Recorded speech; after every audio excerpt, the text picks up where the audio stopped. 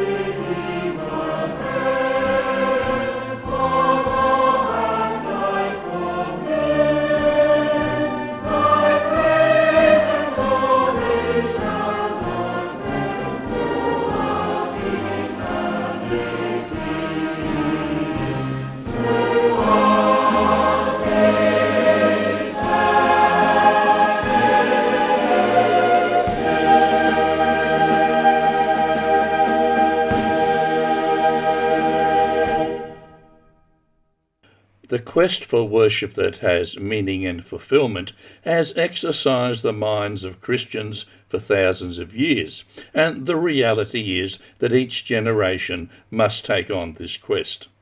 The writer of our opening song identified one of the crucial elements of worship when he wrote, "All hail, Redeemer, hail, for thou hast died for me. Thy praise and glory shall not fail throughout eternity."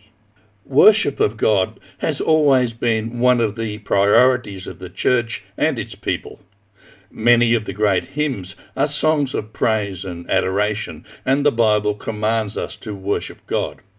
In our age, with its heavy emphasis on worship bands, worship leaders, and worship segments, I think we have gotten to the place where worship is seen as the priority of Christian activity. I sense a danger here, and we would do well to critically evaluate and get a clear picture of what God really expects of us. Sometimes when I stand for 20 plus minutes for a worship segment, apart from feeling physically exhausted at my age, I get the feeling that what is going on perhaps is becoming ritualistic, and I am reminded of the ritual of the Old Testament sacrifice and worship, which didn't exactly please God. If worship was such a high priority, then we would have expected Jesus to give emphasis in his teaching. However, the reality is that his teaching on worship is basically limited to two segments: his temptation in the wilderness and his conversation with the woman at the well. The latter is probably his greatest teaching on authentic worship. Sir, I perceive that thou art a prophet.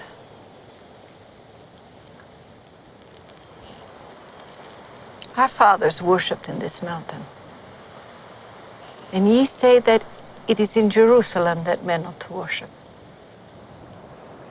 Woman, believe me, the hour cometh when ye shall neither in this mountain, nor yet at Jerusalem, worship the Father. Ye worship ye know not what. We know what we worship, and salvation is of the Jews. But the hour cometh, and now is, when the true worshippers shall worship the Father in spirit and in truth. For the Father seeketh such to worship him. God is a spirit, and they that worship him must worship him in spirit and in truth. Worship the Lord in the beauty of holiness. Worship the Lord in the spirit of praise. Bow down before him. Love and adore him. Come, let us worship in spirit and truth.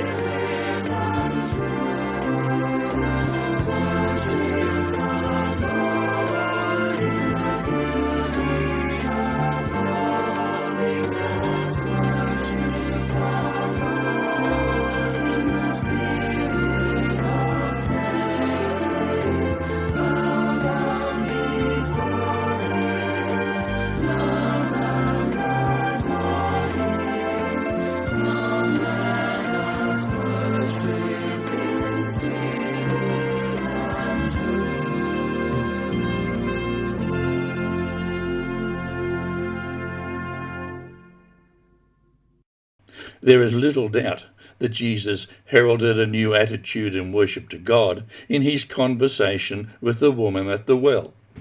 Worship is much discussed, much debated, and often a contentious issue among Christians today. Modern worship seems to fluctuate between the lecture hall and the rock concert. Neither form is all that helpful or authentic. Perhaps I am yearning after my past, but I get the feeling that what took place in the Salvation Army Holiness meeting was one of the most balanced activities of Christian worship and ministry.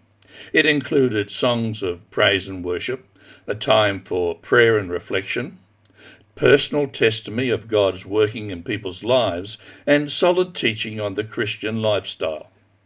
There is a sense in which to truly embark upon new and meaningful worship is an adventure into the unknown, for worship in spirit and in truth is different for every person. For to worship in spirit and in truth requires the application and involvement of the whole of our personalities. And as our personalities differ, so will the expression and experience of our authentic worship differ. It is not so much the wrong place that makes worship unacceptable to God, but the wrong spirit. Sometimes our spirit is so out of tune with God, so corrupted by the things of this age, so distorted by resentment, anger, disbelief, etc., that worship becomes a mockery.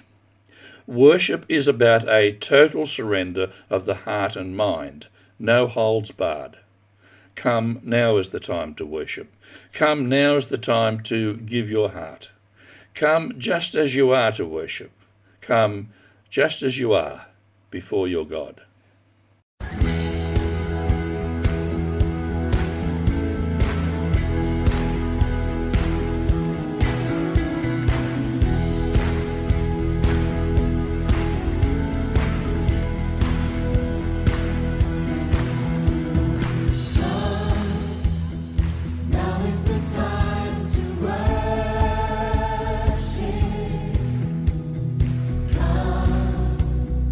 Now is the time.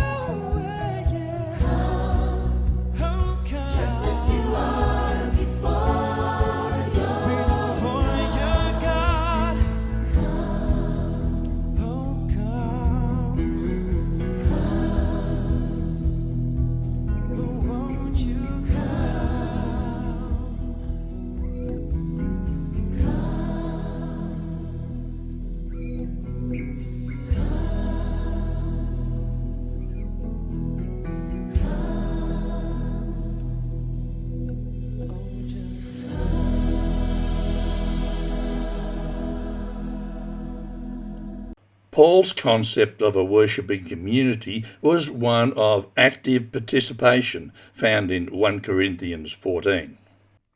So here's what I want you to do. When you gather for worship, each one of you be prepared with something that will be useful for all.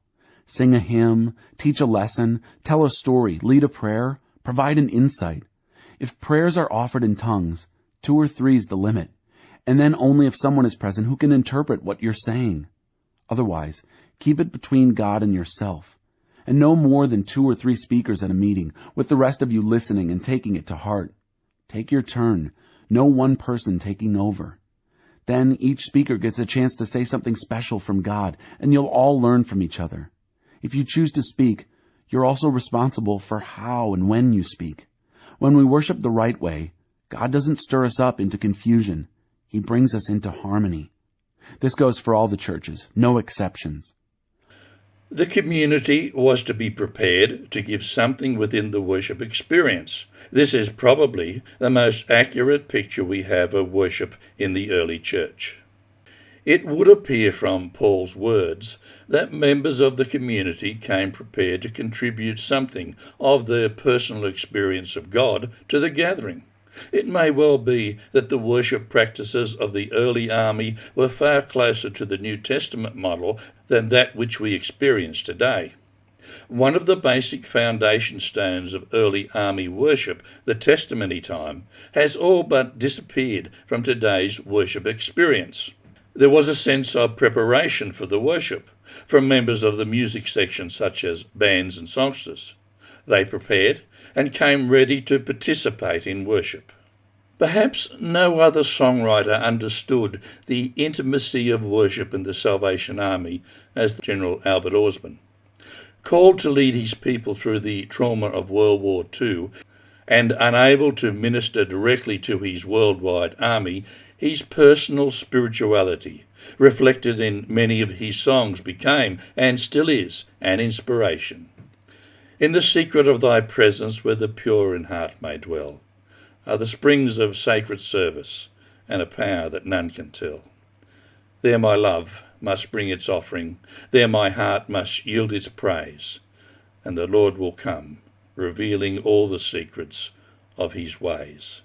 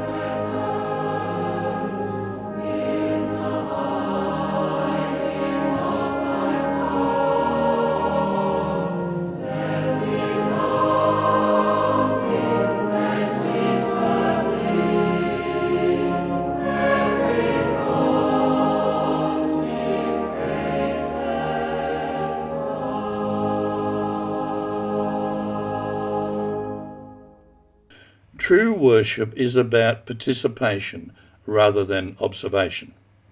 Whatever the involvement of a church congregation, it does differ somewhat to the Salvation Army.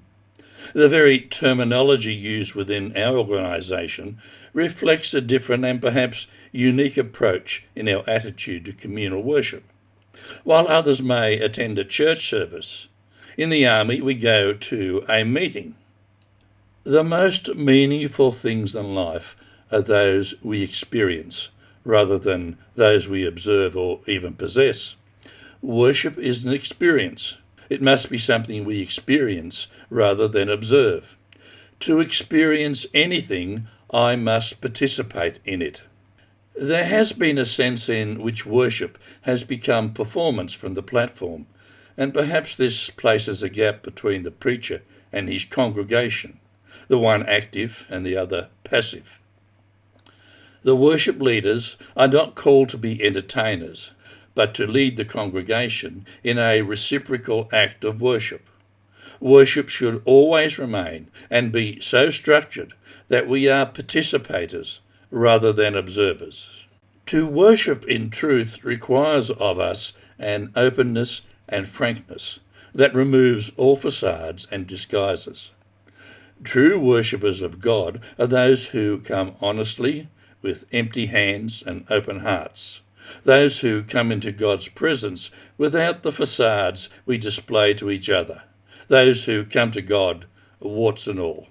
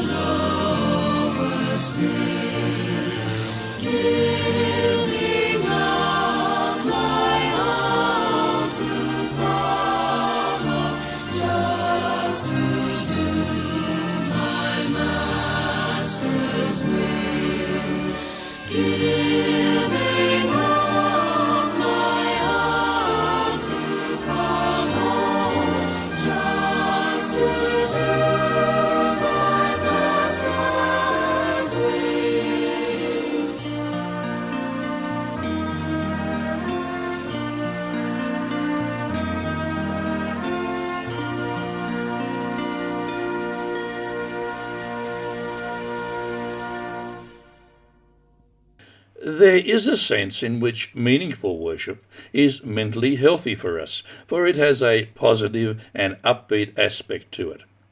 In their musical glory, John Gowans and John Larson understood that worship has a very positive and optimistic aspect to it. When the glory gets into your soul, my brother, when the glory gets into your soul, my friend, then you'll shout the praises of our Heavenly Father when the glory gets into your soul.